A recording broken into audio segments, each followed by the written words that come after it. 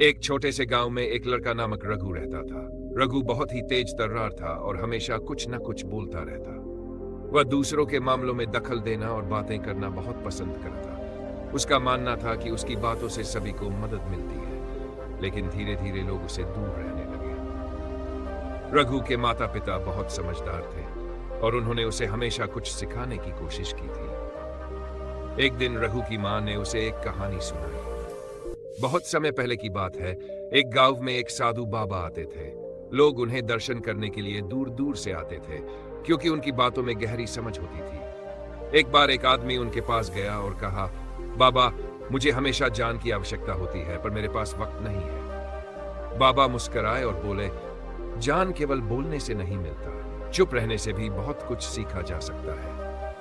रघु ने ध्यान से यह कहानी सुनी और सोचने लगा कि क्या सच में चुप रहकर वह कुछ सीख सकता है। अगले दिन रघु ने अपने आप से यह ठान लिया कि वह कुछ समय के लिए चुप रहेगा।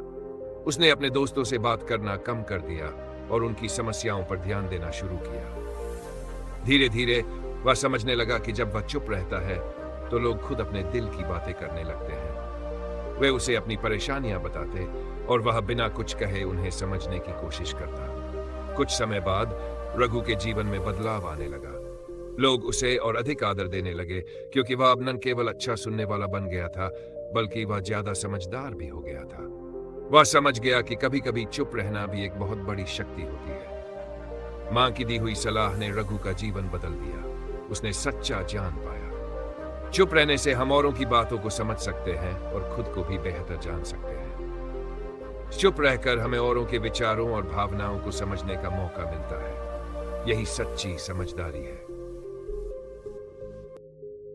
रघु ने चुप रहने की आदत को अपने जीवन का हिस्सा बना लिया था।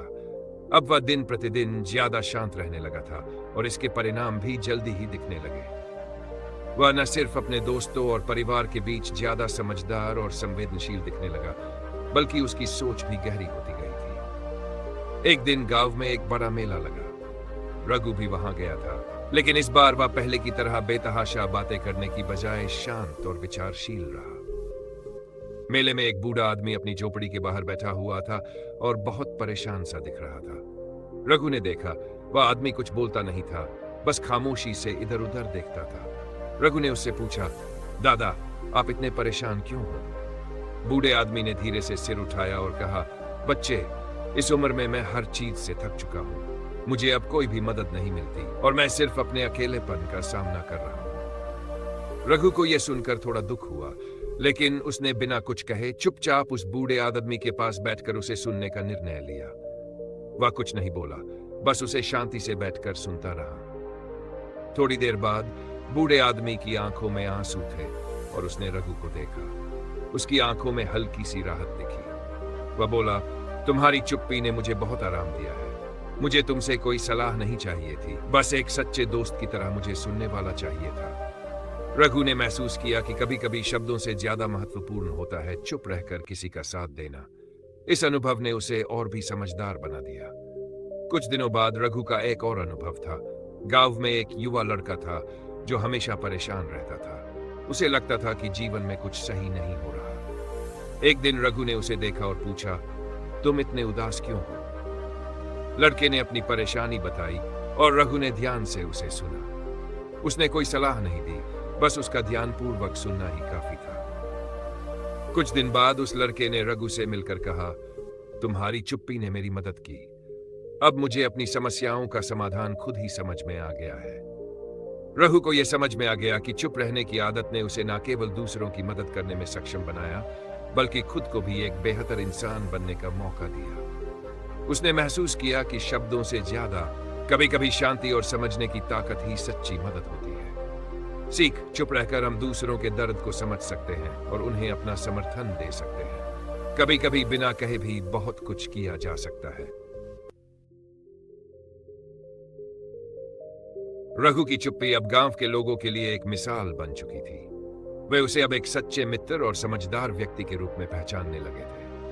रघु ने यह सीखा था कि जीवन में हर वक्त बोलना जरूरी नहीं होता, बल्कि कभी कभी चुप रहकर भी हम बहुत कुछ कर सकते हैं। एक दिन गांव में एक बड़ी समस्या आ गई। गांव के कुएं का पानी लगभग सूख चुका था। और सभी लोग चिंतित थे। गांव के बुजुर्ग और युवा सब मिलकर उपाय ढूंढने लगे थे, लेकिन हर किसी के पास अपनी अपनी राय थी और बातें इतनी बढ़ गई कि समाधान की बजाय स्थिति और जटिल हो गई। लोग एक दूसरे से झगड़ने लगे थे। रघु ने देखा कि लोग अपनी बातों में उलझे हुए हैं, लेकिन कोई भी ठंडे दिमाग से समस्या का समाधान नहीं ढूंढ पा रहा है। वह समझ गया कि इस समय बोलने से ज्यादा महत्वपूर्ण चुप रहकर सही रास्ता खोजना है। वह पास के बाग में गया और कुछ देर शांत बैठकर सोचने लगा। तभी उसे एक विचार आया। उसने सोचा कि अगर कुएं का पानी बचाने के लिए गांव के लोग एकजुट होकर मेहनत करें तो शायद समस्या हल हो सकती है। रघु ने अपनी योजना बनाई और सभी गांव वालों को एकत्र किया। रघु ने कहा, सभी लोग अपनी राय देने के बजाय चुपचाप एकजुट होकर काम करें। अगर हम मिलकर काम करेंगे तो कोई भी समस्या हल हो सकती है।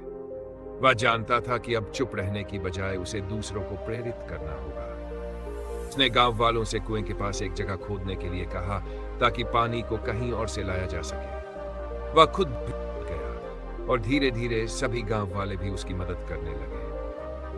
कुछ दिनों बाद सभी की मेहनत रंग लाई। कुएं का पानी फिर से बढ़ने लगा। लोग रघु की समझदारी और शांतिपूर्ण तरीके से काम करने की तारीफ करने लगे। रघु ने यह सिद्ध कर दिया कि कभी-कभी समस्या का समाधान बड़ों से बहस करने में नहीं, बल्कि चुप रहकर सही कदम उठाने में छिपा होता है। रघु को यह एहसास हुआ कि उसकी चुप्पी ने ही उसे सही दिशा दिखाई। वह अब समझ चुका था कि जीवन में कई बार हमें खुद को शांत रखना होता है ताकि हम बेहतर तरीके से सोच सकें और सही निर्णय ले सकें। सीख चुप रहकर हम न केवल अपने दिमाग को शांत रखते हैं, बल्कि दूसरों को भी अपनी भावनाओं को व्यक्त करने का मौका देते हैं। इससे समस्याओं का समाधान शांतिपूर्ण तरीके से और समझदारी से किया जा सकता है।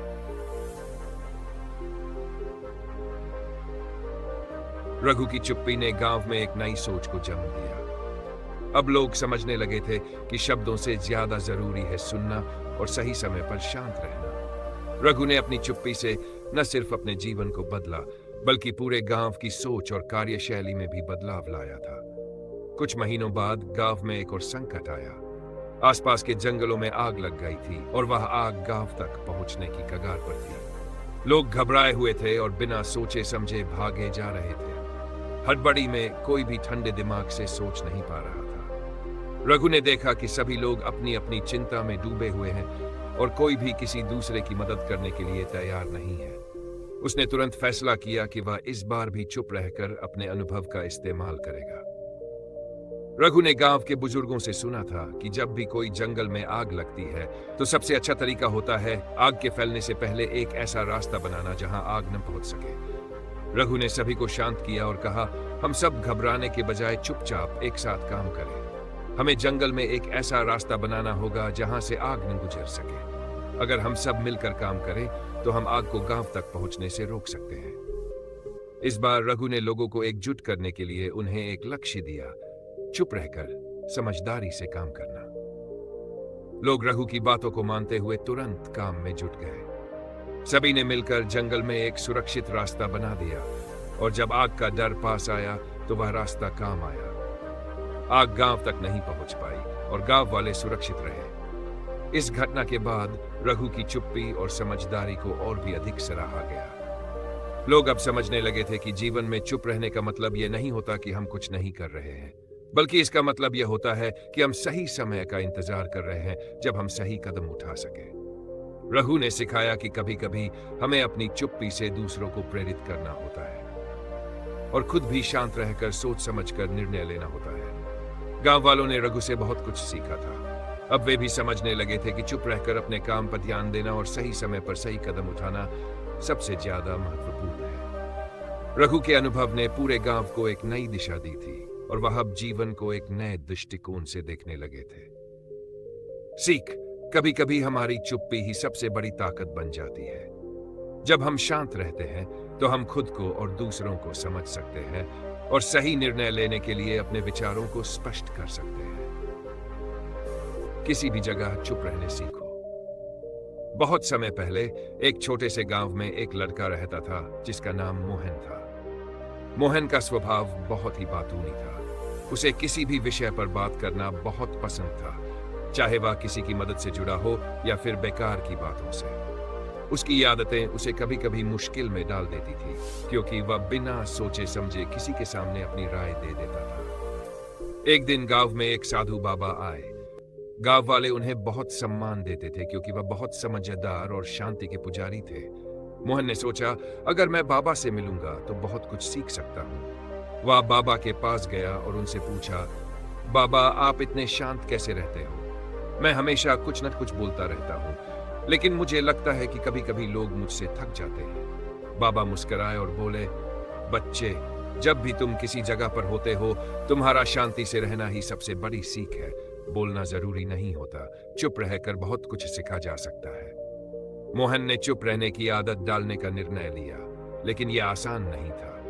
पहले दिन तो उसने खुद को रोकने की कोशिश की, लेकिन फिर भी वह बहुत कुछ बोल पड़ा। दूसरे दिन भी वही हुआ। फिर बाबा ने मोहन से कहा, अगर तुम किसी जगह पर हो तो वहां की स्थिति को समझो।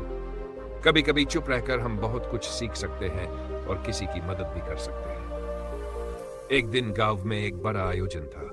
गांव के सभी लोग मिलकर एक उत्सव की तैयारी कर रहे थे। मोहन, जैसे हमेशा होता था, सबको अपने विचार देने लगा कि इस आयोजन को कैसे करना चाहिए, लेकिन लोगों ने उसकी बातों को ज्यादा तवज्जो नहीं दी। मोहन को यह बहुत बुरा लगा। वह सोचने लगा, क्या मेरी बातें सही नहीं है? क्यों लोग मेरी सुनते नहीं हैं? तभी एक बुजुर्ग महिला पास आई और मोहन से कहा, बेटा, तुम्हारे विचार अच्छे हैं, लेकिन कभी कभी चुप रहना भी उतना ही जरूरी होता है। देखो, लोग अपनी तरफ से काम कर रहे हैं और तुम्हारी बातों से उन्हें अपना तरीका बदलने की जरूरत नहीं महसूस होती। चुप रहकर तुम उन्हें काम करने का पूरा मौका दे सकते हो। मोहन को यह बात समझ में आई। उसने सोचा, अगर मैं चुप रहकर काम करूं तो शायद लोग मुझसे और बेहतर तरीके से संवाद करेंगे। वह अगले दिन चुपचाप उत्सव की तैयारी में शामिल हो गया। उसने देखा कि लोग उसकी मदद बिना किसी बेतहाशा सुझाव के स्वीकार कर रहे थे। जब काम खत्म हुआ तो आयोजन शानदार तरीके से हुआ। गांव वाले मोहन की चुप्पी और सहयोग की तारीफ करने लगे। मोहन को महसूस हुआ कि कभी कभी चुप रहकर हम दूसरों को अपनी बात रखने का मौका देते हैं और इसका परिणाम बहुत अच्छा होता है। सीख, कभी कभी किसी जगह पर चुप रहना हमें औरों को समझने और उनका आदर करने का मौका देता है। चुप रहने से हम ज्यादा सीख सकते हैं और बेहतर इंसान बन सकते हैं। मोहन ने महसूस किया कि चुप रहने की आदत ने उसकी जिंदगी में कितना बड़ा बदलाव ला दिया था। अब वह समझने लगा था कि शांति से रहकर वह न केवल खुद को बेहतर समझ सकता है, बल्कि दूसरों के विचारों और भावनाओं का भी सम्मान कर सकता है। कुछ समय बाद गांव में एक और घटना घटी। गांव में एक नया लड़का रामू आया था। वह शहर से था और गांव वालों की तरह साधारण जीवन नहीं जीता था।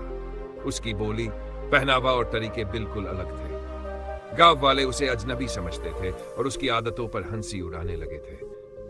मोहन ने देखा कि रामू बहुत अकेला और उदास था। वह सोचने लगा, अगर मैंने उसे अपनी बातों से न समझाया तो यह अकेलापन और बढ़ सकता है। तब मोहन ने एक दिन रामू को पास बुलाया और कहा, तुम शहर से हो और तुम्हारे तौर तरीके थोड़े अलग हैं, लेकिन इसका मतलब ये नहीं कि तुम्हें हमसे कोई दूरी बनानी चाहिए। हमें तुम्हारी आदतों से कोई परेशानी नहीं है। अगर तुम हमारे जैसा बनना चाहते हो तो हम तुम्हारी मदद कर सकते हैं। रामू ने शर्माते हुए कहा, लेकिन मुझे लगता है कि मैं यहाँ फिट नहीं हो पाऊंगा। सब लोग मुझसे हंसी उड़ा रहे हैं और मुझे समझ में नहीं आता कि मैं क्या करूं। मोहन ने उसे ध्यान से सुना और फिर कहा, देखो, सबका तरीका अलग होता है, लेकिन हम सबका उद्देश्य एक ही है, एक दूसरे के साथ शांति से रहना। कभी कभी किसी की आलोचना करने या कुछ कहने से पहले हमें यह सोचना चाहिए कि क्या हमारी बात दूसरे को दुख पहुंचा सकती है। हम सभी को चुप रहकर एक दूसरे की भावनाओं का सम्मान करना सीखना चाहिए। रामू ने मोहन की बातों पर विचार किया और उसे महसूस हुआ कि मोहन ने सही कहा। उसने भी धीरे धीरे अपने तरीके बदलने की कोशिश की और गांव वालों से मिलजोल बढ़ाने की कोशिश की। कुछ ही दिनों में रामू को सबने अपनाया और वह गांव का एक हिस्सा बन गया। वह अब किसी भी आलोचना का जवाब देने की बजाय चुप रहकर अपनी समस्याओं का हल ढूंढता था। गांव वालों ने मोहन की बातों को समझा और अब वे भी ज्यादा शांत रहने लगे थे। वे किसी की बुराई करने के बजाय एक दूसरे की मदद करने और सुलह करने पर ध्यान देने लगे थे। मोहन अब यह समझ चुका था कि कभी भी और कहीं भी चुप रहना सिर्फ दूसरों को सुनने और उनकी मदद करने का तरीका नहीं है, बल्कि ये खुद को शांत और संतुलित बनाए रखने का भी एक तरीका है। सीख। कभी कभी सबसे बड़ी समझदारी चुप रहने में होती है। अगर हम बिना किसी की भावना को आहत किए शांति से रहकर दूसरों को समझने की कोशिश करें, तो हम अपने जीवन को और भी बेहतर बना सकते हैं।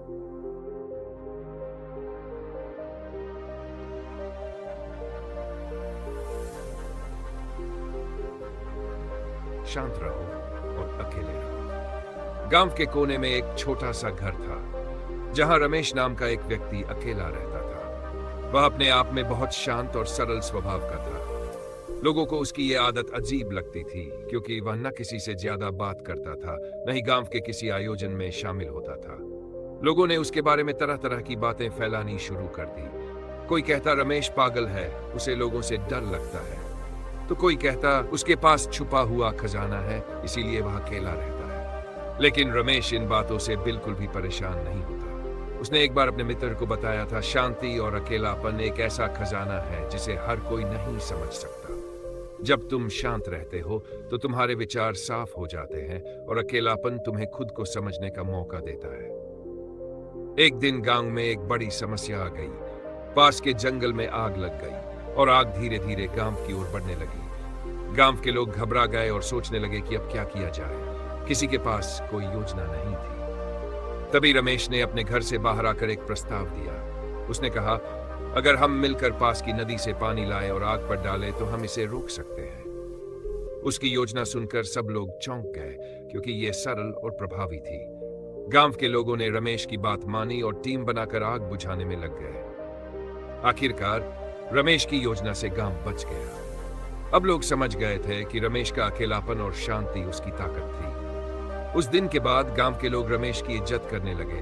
हालांकि रमेश अपनी पुरानी जीवन शैली में वापस चला गया, शांत और अकेला। उसने सबको यह सिखा दिया था कि शांत रहना और अकेले रहना कमजोरी नहीं, बल्कि सबसे बड़ी ताकत हो सकती है। शिक्षा। शांति और अकेलापन हमें सोचने और समझने की शक्ति देते हैं। इन्हें कमजोरी नहीं, बल्कि अपनी ताकत बनाएं।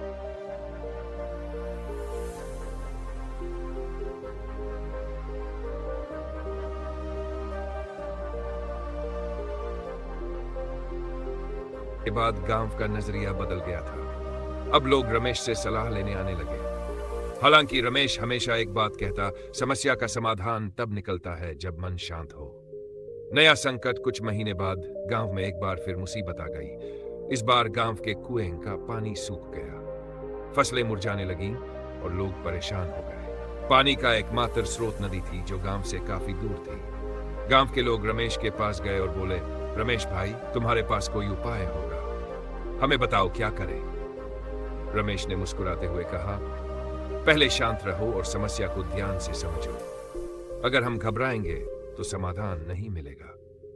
फिर उसने गांव के लोगों को साथ लाकर गांव के नक्शे को ध्यान से देखा। उसने बताया कि गांव के पास की एक पहाड़ी में बारिश का पानी इकट्ठा करने की क्षमता है, लेकिन लोग कभी उस दिशा में गए नहीं। उसने सुझाव दिया कि अगर हम वहां एक तालाब बनाएं तो यह पानी साल भर काम आ सकता है। तालाब निर्माण। रमेश की बात मानकर गांव वालों ने पहाड़ी की तरफ काम शुरू किया। रमेश खुद भी दिन रात मेहनत करता। मही मेहनत के बाद गांव वालों ने वहां एक बड़ा तालाब तैयार कर लिया। बारिश के मौसम में तालाब पानी से भर गया। सम्मान और सीख। अब गांव के पास हमेशा के लिए पानी का स्रोत था। रमेश को गांव वालों ने एक बड़े समारोह में सम्मानित किया। लेकिन रमेश ने वहां भी एक गहरी बात कही, समस्या से भागने से कभी समाधान नहीं मिलता। शांत दिमाग और एकता से बड़ी मुश्किल हल हो सकती है। मैं अकेले शांत रहता हूं ताकि जब वक्त आए तो मेरे विचार लोगों के काम आ सके। रमेश का जीवन। उसके बाद भी रमेश ने अपनी जीवन शैली नहीं बदली। वह फिर से अपने छोटे से घर में अकेला रहता था, लेकिन अब वह गांव का एक आदर्श बन चुका था। हर कोई उसकी शांति और सरलता का महत्व समझने लगा। गांव में जब भी कोई संकट आता, लोग रमेश के पास आते। वह हर बार उनकी समस्या का समाधान शांत और सहजता से करता। धीरे धीरे रमेश की यह कहानी दूर दूर तक फैलने लगी। दूसरे गांव के लोग भी रमेश से सीखने आने लगे। अंत रमेश ने यह सिखाया कि शांति और एकांत में असाधारण ताकत होती है। खुद के साथ समय बिताना और धैर्य रखना हर इंसान के लिए जरूरी है। रमेश की कहानी हमें यह याद दिलाती है कि कभी कभी अकेलापन और शांति जीवन को एक नई दिशा दे सकते हैं। रमेश का बड़ा फैसला। गांव में रमेश की लोकप्रियता अब हर ओर फैल चुकी थी, लेकिन रमेश ने कभी इस लोकप्रियता को अपने जीवन का हिस्सा नहीं बनने दिया। वह हमेशा अपने घर में शांत और एकांत में रहता। हालांकि एक दिन उसने महसूस किया कि गांव के लोग अब पूरी तरह उस पर निर्भर हो रहे हैं। अगर मैं हमेशा उनकी समस्याओं का समाधान करता रहूंगा तो वे खुद पर भरोसा करना नहीं सीख पाएंगे। उसने सोचा। उसने फैसला किया कि अब वह गांव को छोड़ देगा और कहीं दूर चला जाएगा। रमेश की विदाई। एक सुबह रमेश ने गांव के सभी लोगों को बुलाया। उन्होंने देखा कि रमेश के पास एक छोटी सी गठरी थी। वह जाने के लिए तैयार था। गांव वाले चौंक गए और बोले, रमेश भाई, आप हमें छोड़कर क्यों जा रहे हैं? हमने तो आपको हमेशा अपना मार्गदर्शक माना है। रमेश ने मुस्कुराते हुए कहा, आप सबने मुझसे बहुत कुछ सीखा है। अब वक्त आ गया है कि आप खुद अपने फैसले लें और अपनी समस्याओं का समाधान खुद खोजें। मैं हमेशा यहाँ नहीं रह सकता, लेकिन मेरी बातें हमेशा आपके साथ रहेंगी। शांत रहना, एकजुट रहना और हर समस्या का सामना धैर्य और साहस से करना, यही मेरी आखिरी सीख है। रमेश की नई यात्रा। गांव वाले उदास होकर रमेश को विदा कर रहे थे। रमेश धीरे धीरे पहाड़ियों के रास्ते आगे बढ़ गया। किसी को नहीं पता कि वह कहाँ जा रहा है, लेकिन रमेश ने खुद के लिए एक नया उद्देश्य तय किया था। वह सोच रहा था, अगर इस गांव में मेरी सीख काम आई है तो शायद मैं इसे और दूर तक फैला सकता हूं। रमेश का नया मिशन। रमेश नए नए गांवों में जाता और वहां के लोगों की समस्याओं को समझता। वह हर जगह एक ही बात कहता, अपना मन शांत रखो और समाधान खोजने पर ध्यान दो। धीरे धीरे रमेश की ख्याति बढ़ती गई। लोग उसे एक दार्शनिक और मार्गदर्शक मानने लगे। वह गांव गांव जाकर लोगों को सिखाता कि शांति और एकजुटता से बड़ी समस्याएं हल की जा सकती हैं। गांव में रमेश की विरासत। जिस गांव से रमेश निकला था, वहां के लोग अब आत्मनिर्भर बन चुके थे। उन्होंने रमेश की दी हुई सीखों को अपनी दिनचर्या का हिस्सा बना लिया। गांव में हर कोई शांत और संगठित होकर काम करता। रमेश की बनाई हुई योजनाओं से गांव पूरी तरह समृद्ध हो चुका था। हालांकि रमेश कभी कभी गुपचुप तरीके से अपने पुराने गांव आता और दूर से देखकर मुस्कुरा देता। उसने देखा कि लोग अब सही रास्ते पर हैं। अंत में रमेश ने अपने जीवन को दूसरों के कल्याण के लिए समर्पित कर दिया। उसकी यात्रा और उसकी सीख हमें यह बताती है कि सही दिशा दिखाने वाला व्यक्ति कभी भी खुद को केंद्र में नहीं रखता। वह दूसरों को आत्मनिर्भर बनाकर आगे बढ़ता है। रमेश की कहानी हमें यह सिखाती है, शांति और एकांत से इंसान खुद को समझ सकता है और अपनी समझ से दुनिया को बेहतर बना सकता है। शांत रहो और ध्यान लगाओ। प्राचीन समय की बात है। एक छोटे से गांव में एक लड़का रहता था जिसका नाम अर्जुन था। अर्जुन बहुत चंचल और उतावला स्वभाव का था। वह किसी भी काम को शुरू करता, लेकिन जल्द ही उबक कर छोड़ देता। उसके माता पिता उसकी इस आदत से परेशान थे। एक दिन गांव में एक प्रसिद्ध साधु का आगमन हुआ। वह लोगों को ध्यान और शांति का महत्व सिखाते थे। अर्जुन के माता पिता उसे साधु के पास ले गए और कहा, गुरुजी, हमारा बेटा किसी भी काम में मन नहीं लगाता, कृपया इसे सही मार्ग दिखाइए। साधु मुस्कुराए और बोले, अर्जुन, क्या तुम कुछ नया सीखना चाहोगे? अर्जुन ने उत्सुकता से कहा, जी गुरुजी। साधु की परीक्षा। साधु ने अर्जुन को एक कटोरा पानी से भरकर दिया और कहा, इस कटोरे को लेकर गांव के चारों ओर घूमो, लेकिन ध्यान रहे कि पानी का एक बूंद भी गिरना नहीं चाहिए। अर्जुन ने कटोरा लिया और चल पड़ा। गांव की गलियां संकरी थी, लोग इधर उधर घूम रहे थे। अर्जुन ने पूरी कोशिश की कि उसका ध्यान कटोरे पर ही रहे। वह धीरे धीरे कदम बढ़ा रहा था और चारों ओर शांति से देख रहा था। जब वह वापस साधु के पास पहुंचा तो कटोरे में पानी पूरी तरह भरा हुआ था। साधु ने मुस्कुराते हुए पूछा, अर्जुन, जब तुम कटोरा लेकर चल रहे थे तो क्या तुमने आसपास की चीजों को देखा? अर्जुन ने जवाब दिया, नहीं गुरुजी, मेरा पूरा ध्यान सिर्फ कटोरे पर था। मुझे डर था कि कहीं पानी गिर न जाए। साधु ने कहा, यही है ध्यान और शांति का रहस्य। जब तुम्हारा ध्यान किसी एक काम पर होता है तो बाकी चीजें महत्वहीन हो जाती हैं। यदि तुम जीवन में इसी तरह ध्यान लगाकर काम करोगे तो सफलता अवश्य मिलेगी। अर्जुन का परिवर्तन। अर्जुन ने साधु की बात को गहराई से समझा। उसने अपने जीवन में हर काम को ध्यान और शांति से करना शुरू किया। धीरे धीरे उसकी आदतें बदलने लगी। अब वह उतावलेपन की जगह और स्थिरता से काम करता। गांव के लोग भी उसके इस परिवर्तन को देखकर प्रेरित हुए। उन्होंने भी साधु से ध्यान और शांति का पाठ सीखा। शिक्षांति आंतियान से इंसान हर काम को बेहतर तरीके से कर सकता है। जब मन स्थिर और शांत होता तो जीवन की हर समस्या का हल मिल जाता है। अर्जुन का आत्मज्ञान साधु की शिक्षा के बाद अर्जुन ने अपने जीवन में ध्यान और शांति का अभ्यास शुरू कर दिया। हर सुबह वह नदी किनारे बैठकर ध्यान करता।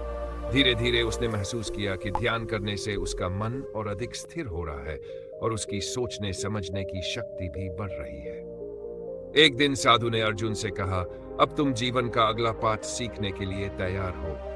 ध्यान केवल मन को स्थिर करने का साधन नहीं है, यह तुम्हारे भीतर छुपी असली शक्ति को जगाने का माध्यम है। जंगल में यात्रा। साधु ने अर्जुन को जंगल में एक स्थान पर भेजा और कहा, यहाँ कुछ दिन रहो और प्रकृति से सीखने का प्रयास करो। जो भी दिखे उसे ध्यान से देखो और समझो। अर्जुन जंगल में गया। वहां उसने पक्षियों का गीत सुना, नदी की बहती धारा देखी और पेड़ों की शाखाओं को हवा में झूमते हुए महसूस किया। पहले कुछ दिन उसे अकेलापन महसूस हुआ, लेकिन धीरे धीरे उसने महसूस किया कि जंगल के हर जीव और चीज में एक शांति और सामंजस्य है। एक दिन वह ध्यान में बैठा हुआ था, तभी उसकी आंखें खुली और उसने महसूस किया कि हर चीज एक साथ जुड़ी हुई है। उसने समझा कि जैसे एक पेड़ अपने फल किसी स्वार्थ के बिना देता है, वैसे ही इंसान का जीवन भी सेवा और दूसरों के भले के लिए होना चाहिए। गांव में वापसी। जब अर्जुन वापस गांव आया तो उसमें एक अलग ही चमक थी। लोग उसकी शांति और आत्मविश्वास को देखकर चकित थे। अब वह हर समस्या का सामना धैर्य और बुद्धिमानी से करता। लोग उसकी सलाह लेने आने लगे। अर्जुन ने गांव के लोगों को ध्यान और शांति का महत्व समझाया। उसने एक छोटी सी कुटिया बनाई जहां वह रोज लोगों को ध्यान करना सिखाता। धीरे धीरे गांव के लोग भी अर्जुन के बताए रास्ते पर चलने लगे। अर्जुन की सीख। कुछ साल बाद साधु ने अर्जुन से पूछा, अब तुम्हें जीवन का असली अर्थ समझ में आया? अर्जुन ने उत्तर दिया, हाँ गुरुजी। शांति और ध्यान हमें केवल मन की स्थिरता नहीं सिखाते, बल्कि यह भी बताते हैं कि जीवन का असली उद्देश्य क्या है, दूसरों की मदद करना और हर स्थिति में संतुलन बनाए रखना। अर्जुन का योगदान। अर्जुन ने अपने गांव को आत्मनिर्भर और खुशहाल बनाने में मदद की। उसने लोगों को यह सिखाया कि किसी भी मुश्किल घड़ी में सबसे बड़ी ताकत शांति और ध्यान ही होती है। शिक्षा। शांति और ध्यान से इंसान अपने भीतर की असली शक्ति को पहचान सकता है। ये न केवल व्यक्तिगत विकास के लिए जरूरी है, बल्कि समाज को बेहतर बनाने का भी माध्यम है।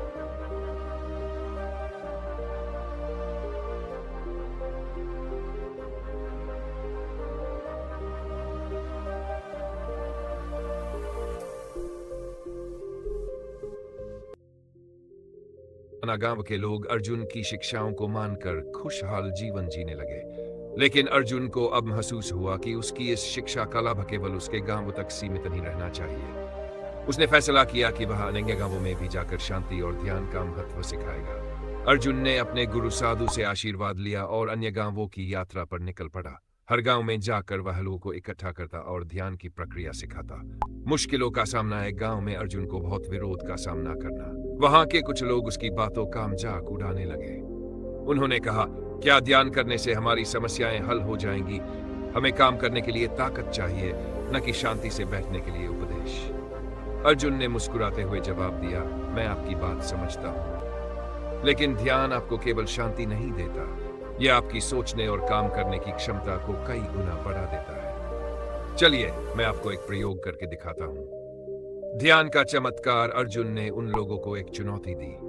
उसने कहा कि गांव के पास जो सूखी जमीन है वहां कुछ बीज बोकर देखिए, लेकिन यह काम एक शर्त पर होगा। हर दिन ध्यान के बाद ही आप काम शुरू करेंगे। गांव के लोग अनमने भाव से तैयार हो गए। अर्जुन ने उन्हें हर सुबह ध्यान करना सिखाया। धीरे धीरे उन्होंने महसूस किया कि उनकी ऊर्जा बढ़ रही है और वे जमीन पर मेहनत करने के बाद भी कम थकान महसूस कर रहे हैं। कुछ महीनों बाद उस जमीन पर लहलहाती फसल खड़ी हो गई। लोग ये देखकर हैरान रह गए। अब उन्हें समझ आ गया कि ध्यान उनकी शारीरिक और मानसिक शक्ति को बढ़ाने का काम करता है। अर्जुन की प्रसिद्धि। धीरे धीरे अर्जुन की शिक्षाओं की गूंज दूर दूर तक पहुंचने लगी। अन्य गांवों के मुखिया उसे बुलाने लगे। अर्जुन ने हर जगह यही संदेश दिया, ध्यान केवल एक साधना नहीं, यह जीवन जीने का तरीका है। यह आपको शांत मन, स्थिर सोच और असीम ऊर्जा देता है। अर्जुन का अंतर्दृष्टि। अर्जुन अब समझ गया था कि शांति और ध्यान का महत्व केवल व्यक्तिगत नहीं बल्कि सामूहिक है। यह न केवल मनुष्य को बेहतर बनाता है बल्कि समाज को भी एक नई दिशा देता है। अंत में कई सालों बाद अर्जुन ने एक आश्रम की स्थापना की जहां हर कोई ध्यान सीख सकता था। यह आश्रम शांति, सामंजस्य और आत्मनिर्भरता का केंद्र बन गया। अर्जुन का जीवन इस बात का प्रतीक बन गया कि ध्यान और शांति से इंसान न केवल खुद को बदल सकता है बल्कि पूरी दुनिया में बदलाव ला सकता है। शिक्षा। हर समस्या का समाधान शांत दिमाग से होता है।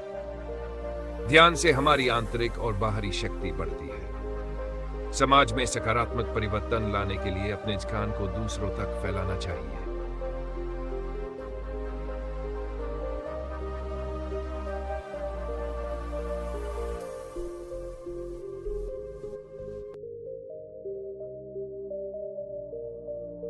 ऐसे ही प्रेरणात्मक कहानी और सकारात्मक कहानी सुनने के लिए बुद्धा सारांश चैनल को सब्सक्राइब करें। नमो बुद्धाय।